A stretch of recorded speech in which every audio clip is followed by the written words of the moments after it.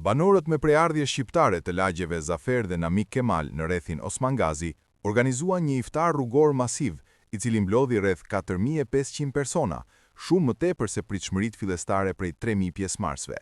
Tavolina gjigande e iftarit, e shtrirë për qindra metra, tërhoqi vëmendjen e banorëve dhe mysafirëve nga qyteti dhe zona të tjera dhe u dokumentua nga lart me dron. Ky aktivitet vjetor, i iniciuar dhe organizuar për herë të tretë nga të rinjtë e lagjeve, shënoi një moment të bashkimit dhe solidaritetit në komunitet. Rrugët u mbyllën për trafikun për të mundësuar vendosjen e tavolinave të gjata, ku të rinj, të moshuar, tregtar dhe student ndanë agjerimin dhe bekimet e Ramazanit.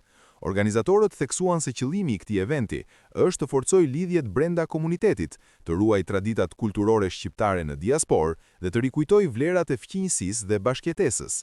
Ngjarje të ngjashme janë mbajtur edhe vite më parë, duke u bërë tashmë një traditë e rëndësishme për komunitetin shqiptar të Bursës, që mbledh bashk breza të ndryshëm për të ndarë një moment të veçantë fetar dhe shoqëror.